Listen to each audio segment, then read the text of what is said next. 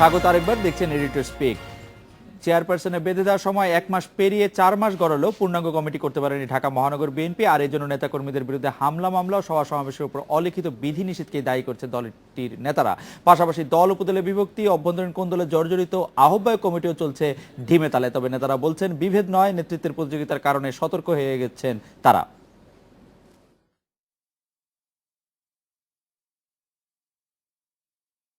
18 জুলাই মির্জা আব্বাসকে আহ্বায়ক ও হাবিবুন নবী খান সোহেলকে সদস্য সচিব করে 56 সদস্যের আহ্বায়ক কমিটি করেন বিএনপি চেয়ারপারসন খালেদা জিয়া। 1 মাসের মধ্যে পূর্ণাঙ্গ কমিটি করারও নির্দেশ দেন তিনি। কিন্তু 4 মাস পেরোলেও কমিটি গোছাতে পারেনি ঢাকা মহানগর বিএনপির নতুন নেতৃত্ব। দলের পক্ষ থেকে সরাসরি কিছু বলা না হলেও বিভিন্ন পর্যায়ের নেতাদের সঙ্গে কথা বলে গণমাধ্যমে যেসব প্রতিবেদন আসছে সেখানে বলা হচ্ছে, 13ই নভেম্বর স্থায়ী কমিটির বৈঠকে এ বিষয়ে বিরক্তি প্রকাশ করেছেন খালেদা জিয়া। নেত্রী যেটা এমফেসাইজ করেছেন যে লেভেলেরই নেতা হোক না কেন, তাদের প্রত্যেককে মাঠে থাকতে হবে, কারণ মাঠে থাকলেই তৃণমূল পর্যায়ের নেতাকর্মীরা উৎসাহ পায়। কমিটি গঠনের কাজ এগোচ্ছে দাবি করে অল্প সময়ের মধ্যে পূর্ণাঙ্গ কমিটি করা হবে বলে আশা করছেন নেতারা।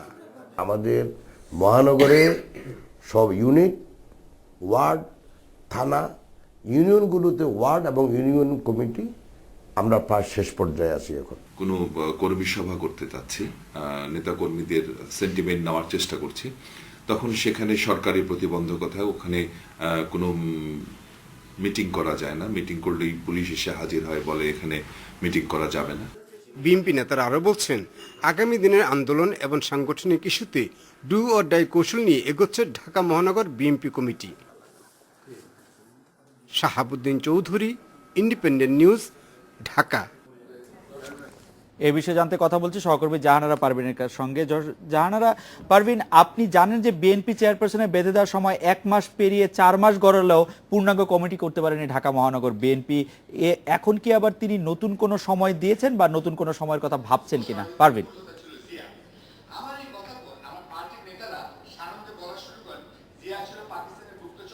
18 জুলাই যখন মহানগরের এই যে নতুন আহ্বায়ক কমিটি 56 সদস্যের এই কমিটি করা হয়, তখন আসলে সময়সীমা বেঁধে দিয়েছিলেন এবং বাস্তবতা হচ্ছে আমরা দেখতে পাচ্ছি ঢাকার যে বিভিন্ন ওয়ার্ড এবং অভ্যন্তরীণ যে কমিটিগুলো করার কথা ছিল সেগুলো করা হয়ে ওঠেনি এবং আমরা খুব চূড়ান্ত কোনো প্রক্রিয়া বা কাজ এগিয়ে থাকার এরকম কোনো খবরও পাইনি। এই জন্য আসলে মহানগরের নেতারা, আমি যতদূর জানি, তারা দায়ী করছে সরকারি বৈরী মনোভাব তাদের কর্মসূচি পালন করতে না দেওয়া। কিন্তু বাস্তবতা হচ্ছে যে নিজের মহানগরের যে শীর্ষ দুই নেতা মির্জা আব্বাস এবং সদস্য সচিব হাবিবুন নবী খান সোহেল, দূরত্ব বিশেষ করে মির্জা আব্বাস সদস্য সচিব হিসেবে হাবিবুন নবী খান সোহেলকে মেনে নিতে পারেননি। তিনি বারবার চেষ্টা করেছেন যে এই পদে অন্য কেউ, বিশেষ করে তার কাছের কাউকে দেওয়া হয়।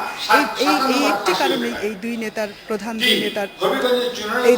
নেতার দূরত্বের কারণে মহানগরের যে কাঙ্ক্ষিত যে কমিটিগুলো করা সেগুলো হয়ে ওঠেনি। চেয়ারপারসন বিরক্ত প্রকাশ করেছেন, তাদের দুজনকে একসাথে কাজ করার কথা বলেছেন, কিন্তু আসলে কার্যকর কোনো উদ্যোগ তারা হয়নি। এবং আমি যতদূর জানি, নেতাদের সঙ্গে কথা বলে দেখেছি, সাদেক হোসেন খোকার যে গ্রুপটি ছিল সেই গ্রুপটি আসলে এখনো এই দুই নেতার সাথে আসেনি। তারা একটি তৃতীয় গ্রুপ হিসেবে রয়ে গেছে এবং যে তাদেরকে বারবার তাগিদ দিয়েছেন যেন তারা নতুন করে আরও উদ্যোগ নিয়ে কাজ করে। আপনাকে একটি কথা মনে করিয়ে দিতে চাই যে 8 নভেম্বর সোহরাওয়ার্দী উদ্যানে বিপ্লব ও সংহতি দিবসের অনুষ্ঠান সমাবেশ করার কথা ছিল বিএনপি, কিন্তু এই মহানগর কমিটি আহ্বায়ক কমিটি হওয়ার পর এই প্রথম তারা ঢাকায় একটি সমাবেশও করতে পারলেন না। এটা নিয়েও বেগম জিয়া আসলে এই মহানগরের আহ্বায়ক কমিটির উপর খুবতে বাস্তবতা হচ্ছে তারা চেষ্টা করে যাচ্ছেন, কিন্তু আমরা জানি যে শীর্ষ নেতা দলীয় কোন দল। পারভিন, আপনি এই মুহূর্তে রাজধানীর ইঞ্জিনিয়ার্স ইনস্টিটিউশনে তারেক রহমানের জন্মদিন উপলক্ষে আলোচনা সভা একটা আয়োজন করা হচ্ছে। এতে কি বেগম খালেদা জিয়া কোনো বক্তব্য রাখবেন?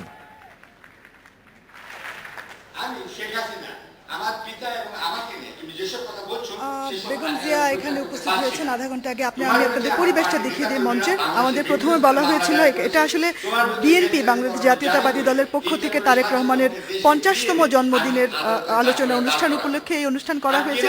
বেগম জিয়া এসেছেন, তিনি ঠিক দর্শক সারির প্রথম সারিতে বসে রয়েছেন মাঝখানে। মঞ্চে আপনারা দেখতে পাচ্ছেন মির্জা ফখরুল ইসলাম আলমগীর, আসম হান্নান শাহ, রফিকুল ইসলাম মিয়া, এম কে আনোয়ার সহ সিনিয়র নেতারা রয়েছেন। মির্জা আব্বাসকে আমরা দেখতে পাচ্ছি এবং এই মুহূর্তে শফিক রহমান কথা কথা বলছেন। বেগম জিয়া এখন দর্শক সারিতে রয়েছেন, কিন্তু এখন আমাদের আসলে মনে হচ্ছে না বেগম জিয়া কথা বলবেন, কারণ এর আগে আমরা দেখেছি যখনই বেগম জিয়া কথা বলেন তিনি দর্শক সারিতে নয়, মঞ্চে মাঝখানের আসনে বসেন। আসলে বেগম জিয়া কথা বলবেন, এখন আর দলের পক্ষ থেকে সেরকম কিছু বলা হচ্ছে না। এখন মির্জা ফখরুল ইসলাম আলমগীর এই অনুষ্ঠানে সভাপতি হিসেবে কথা বলবেন, এমনটা এখান থেকে বলা। পারভিন, আপনাকে ধন্যবাদ। এড্রেস স্পিকে এবার একটি বিরতি নিচ্ছি, ফিরছি একটু পরে।